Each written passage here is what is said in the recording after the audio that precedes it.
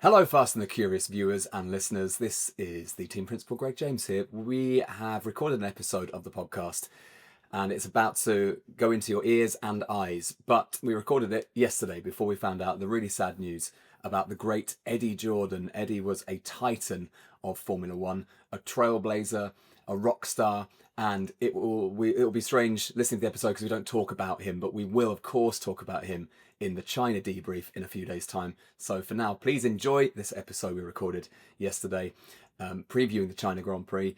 And also, just as a warning, although I think Eddie would have liked this, it's got quite a bit of strong language in it. Roll the tape.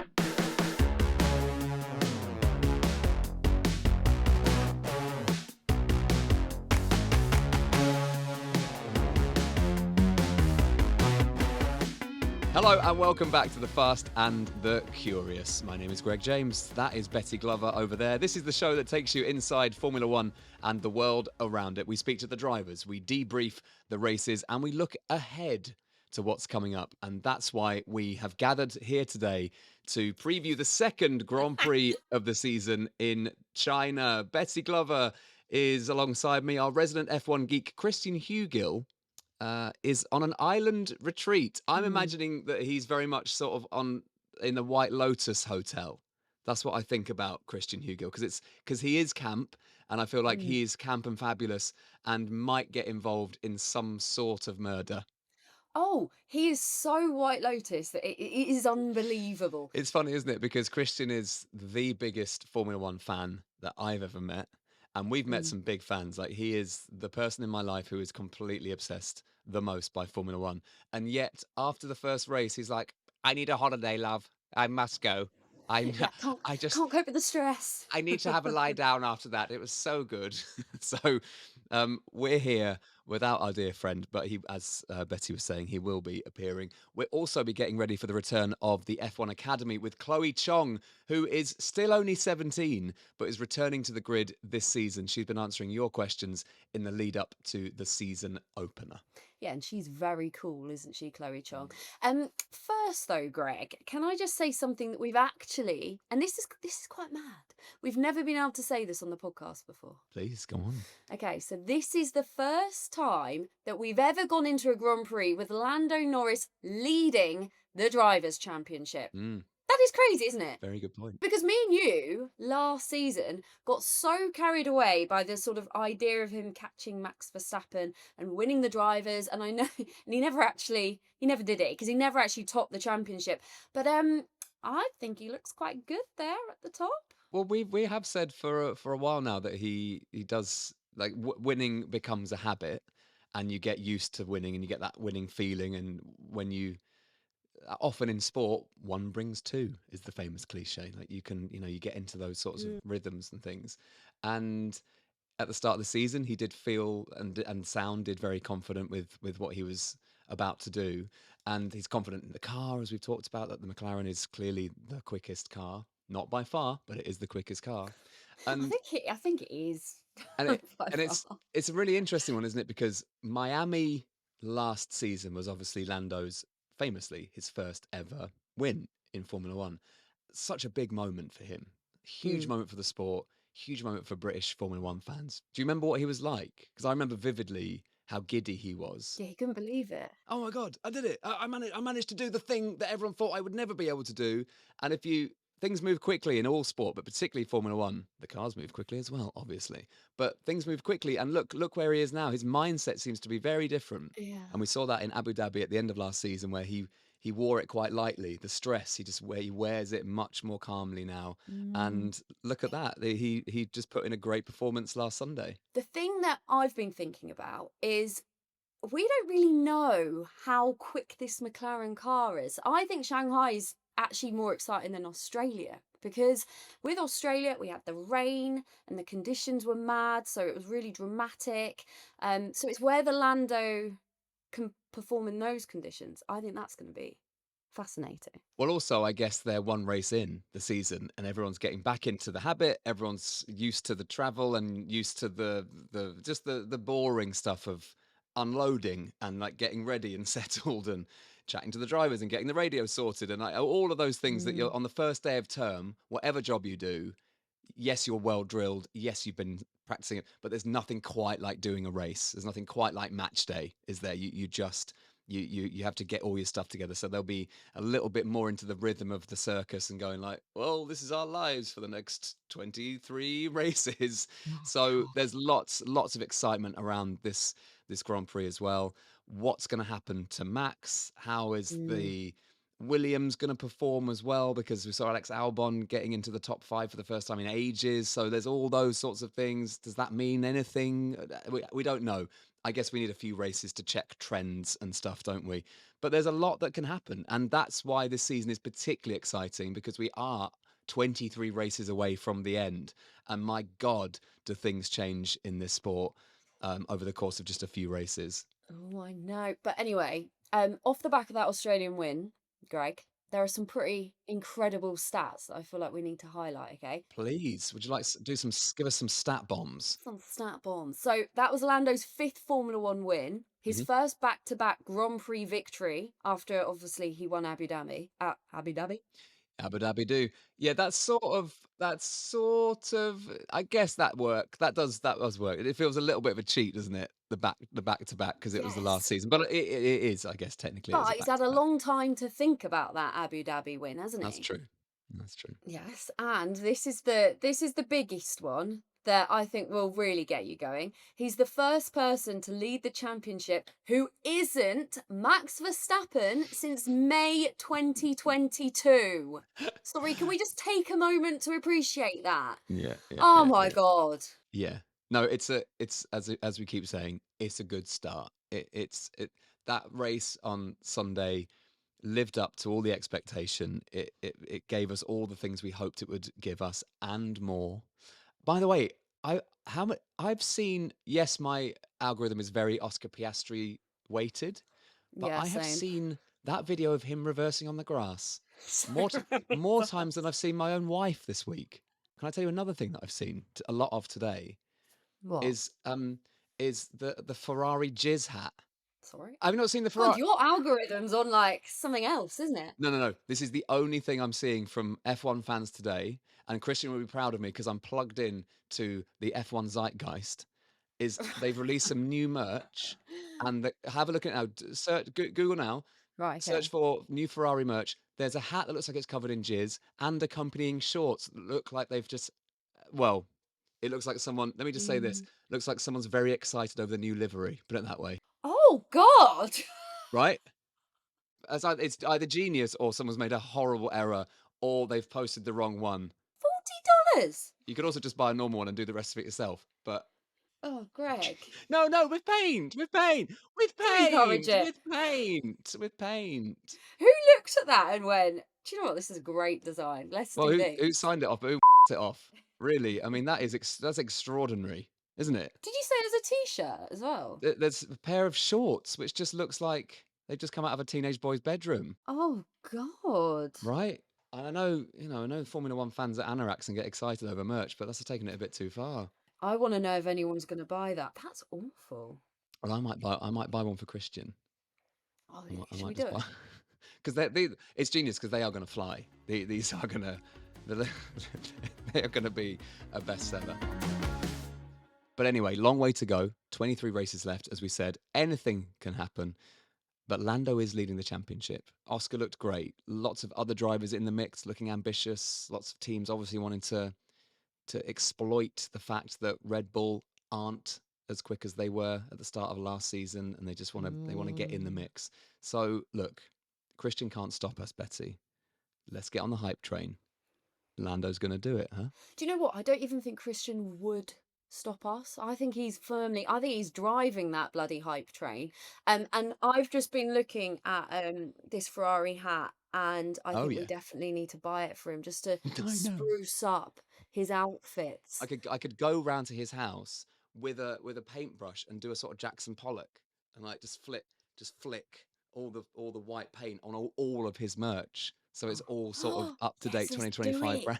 it. Yes, and he won't even know, and he'll be absolutely livid. Anyway, whilst we're talking about him, this is probably a good chance to actually go and say hello to the old Christian Hugill that is Mhm. on an island. He sent us a video, and actually, I don't know what he's wearing, so this is the perfect time to find out what merch he is wearing on this island whilst he's talking to us about Formula One. Hello everyone, ever so sorry I can't be with you for this Chinese Grand Prix preview. While I'm so far away from home, I thought I'd take advantage of the opportunity and go to an island somewhere and sit and just be for a bit. Yes, the weather is cloudy and damp, but still, for those watching on YouTube, as you can see behind me, it could be plenty worse, and don't worry, I've got plenty of Formula One books to keep me entertained. Now, I wanted to drop in to tell you the few things I'm most excited about for the Chinese Grand Prix coming up this weekend, and the first is Ferrari. I'm not really sure how quick they are. We sort of roughly know where Red Bull, Mercedes, and obviously McLaren are, but Ferrari had a messy qualifying and a messy race with that tyre gamble that didn't pay off. And while it's not been as apocalyptically bad as a lot of people on social media are saying, I'm still going to be very intrigued as to where Ferrari shake out. How quick are they? And of course, the battle between Charles and Lewis will be really interesting, because while Charles had the edge, they looked pretty close over the course of the Australian Grand Prix weekend. So let's just pause there and come back in here, Betty, because Christian said he's got a few things he wanted to talk about, and as of right now, he's only spoken about one of them, which in itself is very Christian Hugill and really great, and he is lovely and knowledgeable and all those things. But I can't help but think that this is the only moment where his boyfriend David has allowed him to talk about cars, and Yeah. he's just gone, right, let's go. And David, I'll you go to the beach. I'll see you in 10 hours. Yeah. Oh, God. He's speaking like a man that has been banned from talking about Formula One, isn't he? He's just Mm. gone, right, this is my chance. He's having a nice time on a lounger. Amazing beach behind him, drinking a glass of Prosecco in a limited edition Australian green and yellow McLaren cap. Which would look a bit better. Wouldn't it? With a white paint over it, or whatever you want. There's a sort of parrot kicking off in the background as well, which I like. But he's relaxed, and that's good because, he's had a busy season so far with that one race. I don't know how he's coping, Greg, to be quite honest with you. So this is an advert break for From Christian. yeah. What can we sell? Or we can sell jizz hats. I get homemade ones Jizz hats. if you want. Yeah. Guys, if you don't have a jizz hat, I suggest you go and get one because they look fantastic. Put your orders in now. I'll have a busy weekend ahead of me, but we can. Anyway, let's stop this smut and head back in as we dive back into the brain of Christian Hugill. Here is part 2 of Christian part 2 Gill. The second thing I'm most interested in is Liam Lawson. He had a very, very bad weekend, a bad qualifying, and then obviously didn't finish the race. He needs to come out quite quickly, and even if he's not on Max's pace, I mean, come on, he's not going to be on Max's pace, but he needs to be much, much closer, because what he doesn't want is already a situation where that elusive Red Bull second seat is being called into question again. So Liam needs to have, at the very least, a tidy weekend just to settle his nerves and the jungle drums of the Formula One circus, who will be at him straight away if it carries on going quite badly and drawing those comparisons with Sergio Perez. And the third thing I'm most interested in is McLaren. Despite his mistake in the race, that was a slight bit more of a mistake than Lando's, which meant he was beached in that gravel trap, Oscar Piastri had a very good weekend. He was only just off the pace of his rookie teammate, of his more experienced teammate, I should say, in Lando Norris. And what I was going to say is Oscar isn't a rookie anymore, but he is less experienced. So being just a little bit behind Lando is still a pretty good place to be right now. I still think Lando will have the edge in China, but Oscar's pace proved that Lando can't drop his concentration for as much as a minute, because Oscar will be right there. I'm interested to see how far the McLaren is pace-wise, because there are some rumours that if it was a completely dry weekend, McLaren would have had the best car, and, Greg, by far. So I'll be interested to see where that shakes out. And of course, the battle between them is going to be fascinating this year. I said on the Australian Grand Prix review that I saw enough pace from Max and Oscar to think we might have a three-way title fight. I still think that is very much the case. It'll be an exciting weekend on a Chinese Grand Prix circuit, which, by the way, has just been relayed. Last year was the first time we've been to it in a long time after COVID. It was very uneven. A relayed surface can make it less predictable when it comes to tyres, and it can make it quite slippy. So that's something to watch out for this weekend.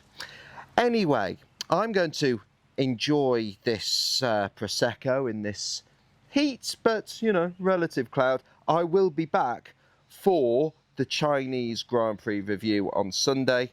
I look forward to speaking to you then. From an island in Australia, bye for now. There he goes, necking a Prosecco on the beach. Of course he bloody has. He loves his Prosecco. Lovely update though, Christian. Thank you so much. So he's interested to see what Ferrari's going to do. Liam Lawson needs to have a good weekend. Oh yeah, needs to put in a drive, as we say in the business. Put in a good drive. That Red Bull second seat is like haunted, isn't it? Nobody goes into that second seat and has a good time. Well, Why would you take it? Well, you got to take it. You can't not take the second Red Bull seat in the, arguably the most famous. People will argue this, but it's an incredibly famous brand, isn't it? Red Bull. It's the most drunk drink, and it's for the last few years has been the most fastest car. And it contains Max Verstappen, who is an undeniable legend of the sport. But yeah, it's a difficult seat to do, to play second fiddle to that guy. But he just needs to. He will just block out all that noise and get to a point where he's just remembers just to drive that car. Don't worry who owns it. Don't worry who he's next to. Don't worry about all that sort of stuff. And again, it's early days, isn't it? It's only one race. Everyone needs to relax themselves. It's fine. No one's gonna get an easy ride. Oh, I don't know. It's hard. It's hard. I wouldn't want it. Well, you haven't been offered it, have you? Well, probably they'll take me, to be honest. I wouldn't want it. But I wouldn't want it, guys. Before you ask, I'll give it a go. would you? Do you think you could back yourself? Do you? Back myself. Yeah. Go on, Greg. Yeah, I'll only be a couple of tenths off probably by the end of practice. Yeah, you'd be like that tractor we saw at Silverstone pre-season, chugging along like. Yeah, just picking up the cones. But I do think Liam Lawson is the most experienced rookie, isn't he? Out of the 6 rookies. Yeah. But he's never done Australia and he's never done Shanghai. So maybe once these first 2 are out the way, he'll get into it a little bit more. Well, you can't really judge him on one race in that car. He needs a bit of time, and I'm sure Red Bull will give him some time. I know they can be a bit cutthroat, but they gave Checo a long run. Let's not write Liam Lawson off just yet, because he's clearly a very talented driver and there's a lot on his shoulders. So he just needs, as we said with Lando, you just need a couple of good performances, and then suddenly you go, all right, I know what I'm doing. I feel comfortable here. I know the team a bit more now. He's also had a bit of a Lewis Hamilton, getting to know the engineers, getting to know the voices on the radio, getting to know all the team like that. That's a difficult thing to do. 100%. So another interesting, loads of little subplots underneath the main headliners, and I guess that main headliner at the minute is obviously Max, but the Oscar Lando battle is really interesting. That's really how that's going to play out, and how that dynamic changes over the next 23 races will be so interesting to chart, and we'll be with you every step of the way. I know. Plenty of other racing going on this weekend, including the return of the F1 Academy. Now, for anyone who's not up to speed on the F1 Academy, it's the all-female series officially backed by Formula One and headed up by Susie Wolff, herself a former racing driver and also legend of the sport and champion of the sport, and happens to be married to a man who goes by the name of Tintin or something like like something like that. You know that guy. Yeah. Toto Wolff, probably heard of him. We've been chatting to the drivers and keeping an eye on that championship since it started back in 2023, and it's been steadily growing ever since. Now, to start with, you couldn't even see it on telly, which if you look back now feels insane. But in just 2 years, it's become pretty unmissable. Betty, amongst your skill set is a keen eye on the growth of women's sport into the mainstream, and you've charted that alongside all the other stuff you do over the last few years. This is a great example, isn't it, of, oh, look what happens when you just actually focus on something and plow some money into it and actually mean it. Yeah. And look, F1 Academy is only getting bigger and bigger and bigger, isn't it? It's growing so much in such a short space of time. And that is because people are starting to invest in it. And that's what we need. But now, all 7 of the races of the season are lined up with a Formula One Grand Prix weekend. So it starts this weekend in China, ends in Vegas. Last year's winner, Abby Pulling, who we got on the podcast last year, won a fully funded seat in the GB3 Championship. And of course, they've got that new sort of Drive to Survive style documentary, which is going to be launching this year too. So it's getting bigger, it's getting better. The visibility of women in motorsport is only growing. And if you think about all the young kids that will be watching these women racing, that's going to inspire the next generation. And then before we know it, we're going to have females in Formula One, aren't we? Yeah, well, this is it. There's every year when there's a new series of Drive to Survive, a new raft of my friends who just sit down and watch it. My mate Jenny, actually, she's been off work for a little bit, and she said to me the other day, "Oh, I watched Drive to Survive. I love Lando Norris." She knew nothing about Formula One, and then her second question after "What's Lando Norris like?" Was, "Why are there no women?" Yeah. And it's a great question. There have been women that have raced in Formula One in the past, but it's going to change, and it will change over our lifetime in the next, hopefully, 5 to 10 years, maybe sooner. Hopefully sooner, there'll be some women driving in Formula One. So we wanted to keep up our coverage, really, of the F1 Academy, and we are planning to chat to Chloe Chong, who will be backed by Charlotte Tilbury this season as part of the Rodin Motorsport team.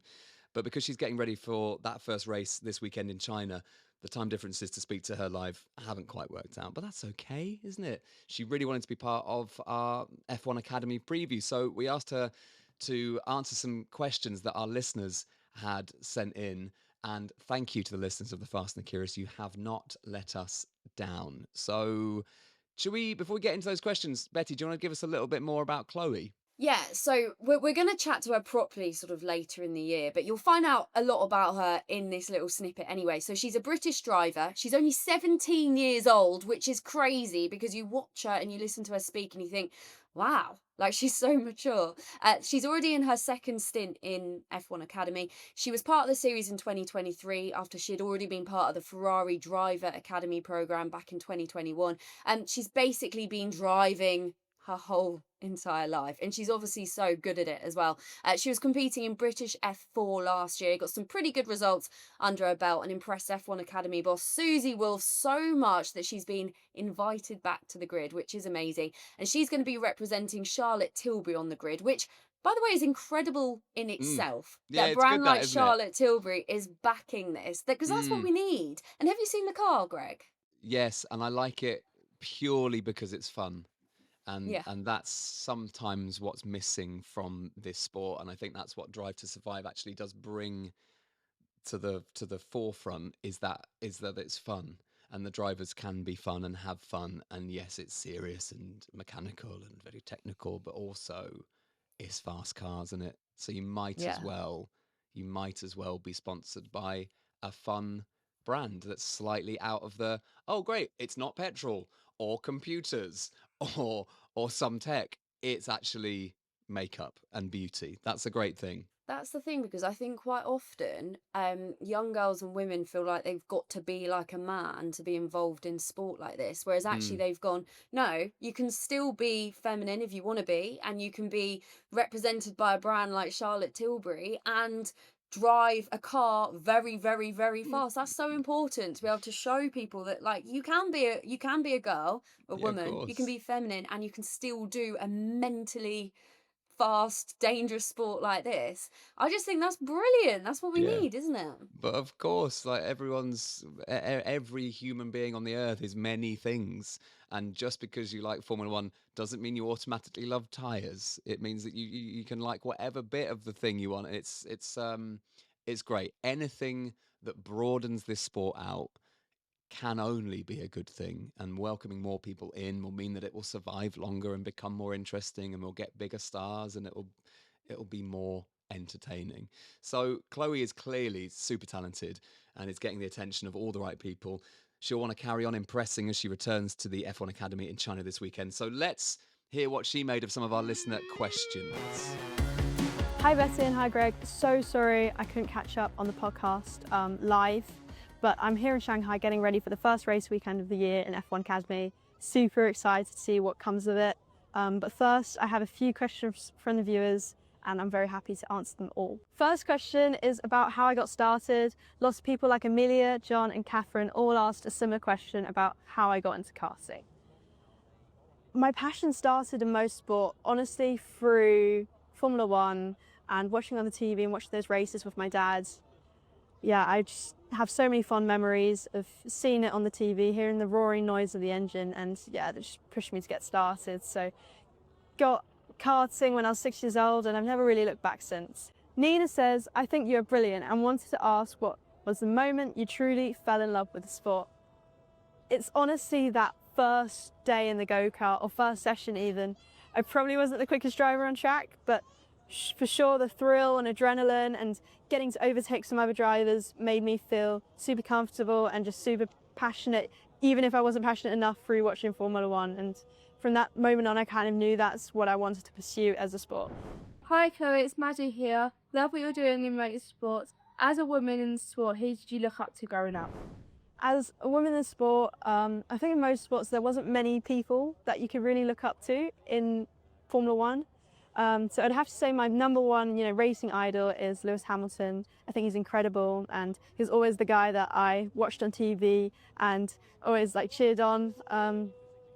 And I'd say, he's the one that got me started as well. I went to the go-kart track for the first time, and there was photos and posters of him starting out. My dad was like, yeah, this is the track that he started out on. And yeah, I've never really considered anyone else as my motorsports idol, but I would say in other sports, I think Nelly Korda and Emma Raducanu are fantastic athletes. Hi Chloe, I'm Izzy and I'm wondering, if you could change one thing about women's motorsport, what would it be? Thank you and good luck for the season ahead. One change I'd make for females in motorsport, or just anyone in motorsport for example, is to make the costs lower. If the costs were lower, I think we'd have a lot more talented people in the sport that deserve to be there. I've met so many guys in karting, guys and girls, and it's a shame that they haven't been able to get far just due to the nature of the sport and how expensive it is. I don't think it's going to change, but if I could dream of it, that's the thing that I would change. Chris's question is next. Do you think Charlotte Tilbury being in the sport as a brand is having an impact on attracting more women? And how does it feel to be a part of her team? It 100% is having an impact on getting women into the sport. Not only motorsports, but all sports in general. Being the first beauty brand to partner in Formula One is amazing, and to be a part of their journey, I'm super, super proud to be pushing for it. As well as, they've just launched their initiatives to get women into karting, to get young girls going, get that talent pool increasing. So I think they are truly pushing for the sport, and they definitely believe that, women deserve a place. Hi, my name is Renata and I'm from Mexico. I'm really excited to hear your thoughts, Chloe. What are your aspirations for the future, and do you see yourself ever ending up in Formula One? My aspirations for the future are definitely to make it to the professional level of motorsport and to call it my full-time job. F1 is going to be very challenging to make. I know it's, there's so many people eyeing on that same prize as I am, but I feel like if this year goes well, we move on to the next goal. I don't like thinking too far ahead, but I hope to see myself racing professionally or in Formula One one day. Okay, so now we've finished on some quick fire questions that came up quite a lot. Dream track to race on. Dream track to race on is... I've raced on so many amazing tracks. I'd say one that stands out to me is Monaco. I think racing on a street circuit like that, so tight and twisty, and also just iconic on the F1 calendar, would be a dream. Best memory so far in your racing career? My best memory in my racing career was being selected for the Ferrari Driver Academy scouting camp in Maranello. An absolute dream come true, and I wouldn't be here today without that sort of opportunity. And dream dinner party guest. I've got a few on my mind. 3 incredible women songwriters and artists in music. Adele, Sabrina Carpenter, and Ray. Thank you so much for these amazing questions, and I'll see you guys soon. Oh, she's great. She is great. We really, really like Isn't Chloe she? Chong. Thank you, Chloe, for doing that. And go well this weekend in China. We'll, of course, get you up to date with what happens in the F1 Academy this season, but particularly on our debrief, we'll cover what happens in China. What did you like from Chloe there, Betty? I think Chloe is very, very cool, isn't she? We're going to definitely keep getting her back on this podcast because I think she's a little bit special. But I actually loved how when she was talking about how she got into sort of motorsport, that she said that she wasn't, you know, naturally the best necessarily. She wasn't necessarily the fastest, but she thought, oh my God, I love this so much. I am going to go for it. So that's good. I also love the fact that she said Adele, Ray, and Sabrina Carpenter is her dream dinner party lineup. Yeah, great. I mean, you wouldn't get a word in. Mix of vibes there, though, isn't Mix it? of Like, vibes, but you would just sit back and watch those conversations. And can you imagine the harmonies? oh yeah, no, Yeah. but like they're all so different. They are, but they're all really fun. They're all. Yeah, I mean, true. imagine those 3 and a few bottles of wine. Oh God, yeah. Great. You'd have the time of your life. I also really liked that she felt like the Charlotte Tilbury partnership was genuine, and that Yeah. it's come from a place of we really think that women have a place in this sport, and we will do whatever we can to assist that. I think that's great. I mean, do you know what the best thing would be is if Charlotte Tilbury just became a huge sponsor of Formula One, Oh, it'd be and it was amazing. just as it should be, completely normal. Yeah. But can you imagine some of the reaction to it? Yes. Why's Lewis Hamilton driving around with the lipstick on his car? Well, he's got jizz on his hat. Anyway, Oh God. but do you know what? Let's mark this as progress. Was it Miami last year where Charlotte Tilbury was at the Grand Prix and she's like walking around like, oh my God, don't you just love it? Yeah. Oh, just brilliant. Right. Let's get her more involved. I'd actually add Charlotte Tilbury to that dinner party as well. Yeah, Jesus. that was excellent. Can you Well, imagine? my imitation was a bit like Adele, wasn't it? Yeah. Maybe I had Adele in my head when I did that. So really great. And our listeners clearly love F1 Academy, and we will therefore keep bringing it to you because we love you and we listen to you, and we would be nothing without you. Christian said that when he was there in Austin last year, there were so many people excited for the series and to watch the series, and also to watch that documentary as well. Now will be a huge thing. So get ready for them to become megastars is all we're saying, because look what's happened in the space of 5 years. You know, Yeah. household names: Charles Leclerc, Max Verstappen, Lando Norris, Alonso, Sainz. All those people are much bigger names, just purely. And I know that yes, they're very talented drivers, but purely for Netflix. They are like names that people who don't like sport, even let alone F1, know. So yes, great. F1 Academy starts on Friday. We'll debrief it. You can watch the qualifying sessions and the races from all 7 rounds live on F1 Academy's YouTube and on X and via F1 TV as well. Betty, before we go, predictions. Who's winning the Chinese Grand Prix? Well, firstly, I just want to say that I'm hoping that Isaac Hadjar has a better race. I'm just praying for him. We actually haven't talked about Isaac Hadjar, really, have we? Not at all. And we didn't really the last episode either. But I just I keep seeing that picture and that video of him going off crying, and he kept his helmet on, and he was just he said afterwards that he was just so embarrassed with what happened, obviously crashing in that formation lap, which as a rookie I imagine is just your worst bloody nightmare, that you haven't even started the Grand Prix and you've crashed. I guess the best way of looking at it is it can't be much worse this weekend for No. him. I guess all you got to do is start the race. Yeah, you just got to start the race, Isaac. Even if you crash first lap, at least you started the race. It was better than last week. But at least for him, most of the other rookies didn't do that well either, because Jack Doohan crashed on the first lap. in Mm. that Alpine car. Then you've got obviously Liam Lawson spun off with 12 laps to go. Bortoletto also crashed.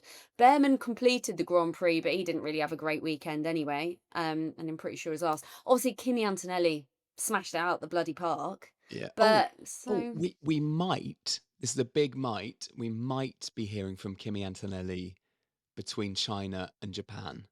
We might wow. be. That's a. I'd say, where is that? It's like a 65%er at the That's minute. okay. I'll Which is take good. 65%. That's quite positive. So the team principal's gonna be locked into big discussions over the weekend.